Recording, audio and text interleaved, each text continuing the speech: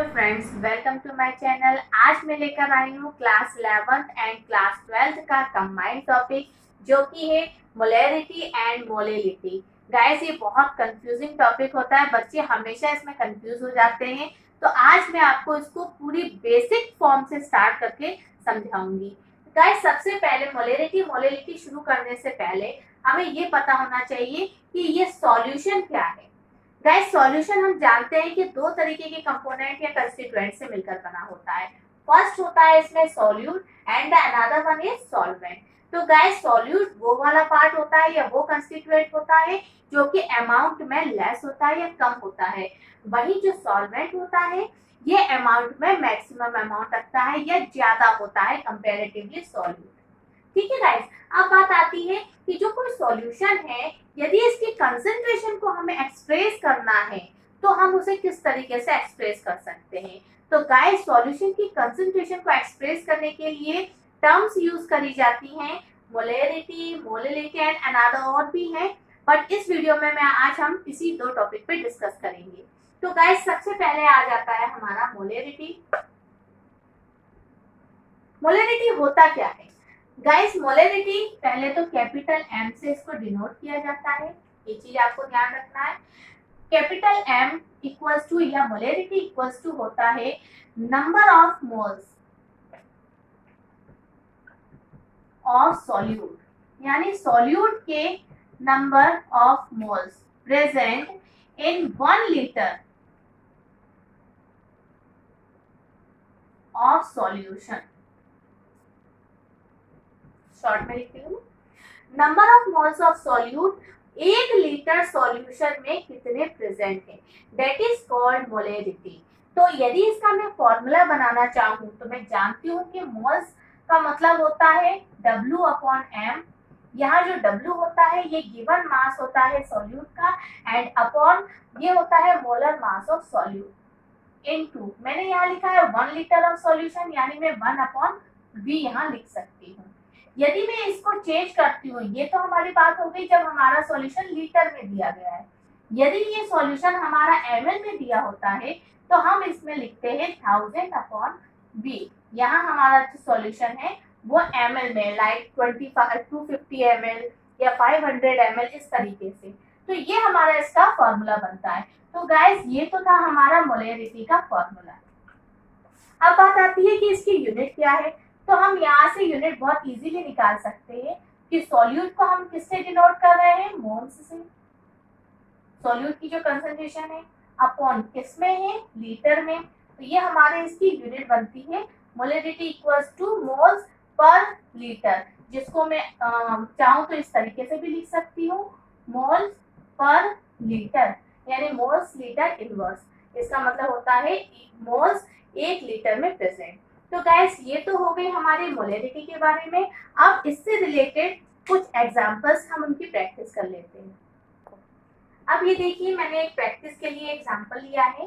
Question है, calculate the molarity of solution containing 9.8 gram of sulphuric acid in 250 ml of solution. यानी कोई solution हमें दिया गया है, उसका वॉल्यूम हमें दिया गया है 250 ml। यहाँ हमें एक सॉल्यूट जो है वो 9.8 ग्राम दिया है, यानी W हमें दिया गया है 9.8 ग्राम। हमें फाइंड करना है कैपिटल M, यानी कि जिसको हम बोलते हैं मोलैरिटी। मोलैरिटी हमें फाइंड करना है। तो बहुत सिंपल है गाइस, हमें मोलैरिटी का फॉर्मूला मालूम ही है। फॉर्मूला होता है W अपॉन M इनटू, अब गाइस यहाँ पर ml में दिया है तो मैं ml के लिए 1000 ऊपर ले लूंगी, और अपॉन में जो मेरे को वॉल्यूम दी गई है यानी 250। तो मैं सबसे पहले इसमें हम वैल्यू पुट कर लें। W की वैल्यू हमें दी हुई है 9.8, एंड जो मोलर मास होता है सल्फ्यूरिक एसिड का वो होता है 98। तो मैं उसको डायरेक्ट निकाल लूंगी, इनटू मैं चाहूँ तो इसको यहीं काट के डायरेक्ट लिख सकती हूँ 4। तो गाइस, यहाँ ये डेसिमल है, इसे हटाया, ये 1 जा और ये 10 जा, तो ये हो गया आपका 4 अपॉन 10। और यदि मैं इसको सॉल्व करती हूँ तो ये आता है 0.4 मोलर। तो इस तरीके से हमारी मोलैरिटी फाइंड होती है। तो ये तो आपकी प्रैक्टिस थी। इस तरीके के और भी एग्जांपल्स होते हैं गाइस, आप उनकी प्रैक्टिस कर सकते हैं। यदि आपको इस तरीके की कोई भी न्यूमेरिकल में प्रॉब्लम आती है तो आप मुझसे पूछ भी सकते हैं, आप मुझे कमेंट कर सकते हैं, मैं उसका डेफिनेटली आपको रिप्लाई करूंगी। अब आती है बात मोलेलिटी की। तो गाइस जो मोलेलिटी होता है it is denoted by small m।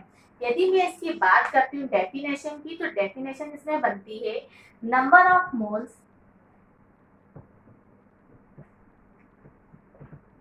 present, sorry, number of moles of solute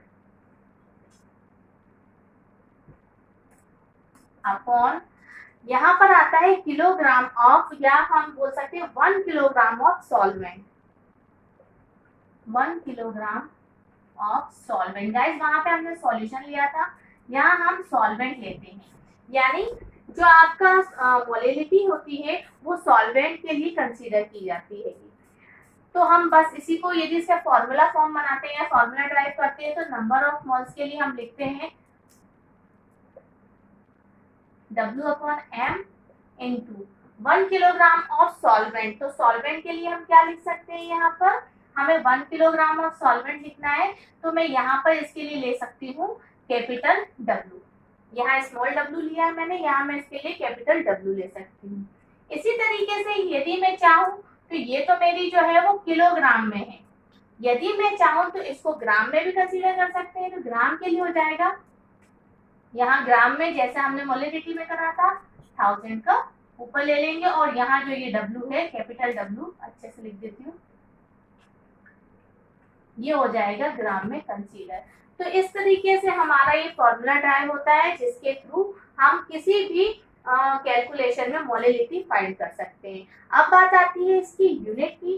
तो यूनिट हम इसी फॉर्मूले से बना सकते हैं। यूनिट हमें मालूम है कि हम यदि यूनिट की बात करते हैं, मोलेलिटी की यूनिट होती है, सबसे पहले हम मोल लिख लेंगे। मोल प्रेजेंट किसमें है, 1 किलोग्राम में, 1 kg। तो मैं इसको इस तरीके से भी लिख सकती हूँ, मोल kg इनवर्स, यानी मोल पर केजी। तो ये तो हमारा हो गया मोलेलिटी। मोलेलिटी के बाद अब हम इसके देखते हैं कुछ प्रैक्टिस क्वेश्चंस को।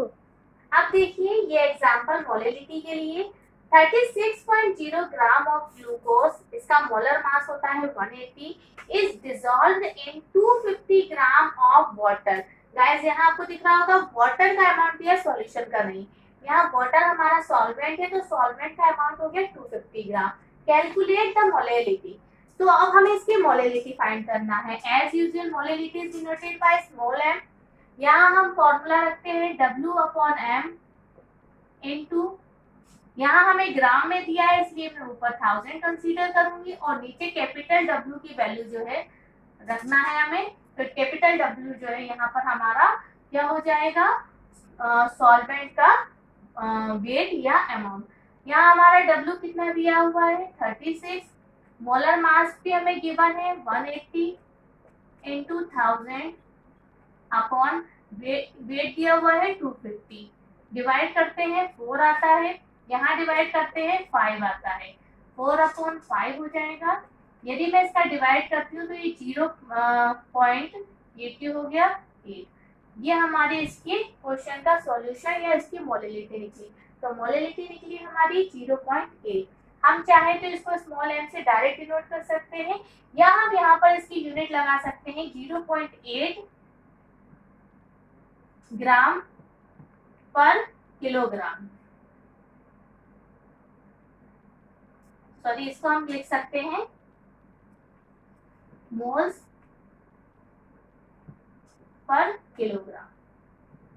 तो इस तरीके से हमने इसमें मोलेलिटी के कुछ हमने क्वेश्चंस की प्रैक्टिस की। तो गाइस आप चाहें तो और भी इस तरीके के क्वेश्चंस की प्रैक्टिस कर सकते हैं। गाइस आज मैं आपको एक क्वेश्चन देने वाली हूँ, जिसमें आपको यदि ये टॉपिक समझ में आया होगा तो आप उस क्वेश्चन को सॉल्व कीजिएगा। मोलेलिटी एंड मोलेलिटी दोनों फाइंड करना है, और जो भी आपका आंसर आता है प्लीज मुझे कमेंट बॉक्स में लिखकर बताइएगा। मैं अपनी नेक्स्ट वीडियो में इस क्वेश्चन का आंसर बताऊंगी। यदि आपको मेरी वीडियो पसंद आती है तो प्लीज न्यू व्यूअर्स मुझे सब्सक्राइब कीजिए, मेरे चैनल को सब्सक्राइब कीजिए और अपने लाइक कीजिए, शेयर कीजिए। Thank you.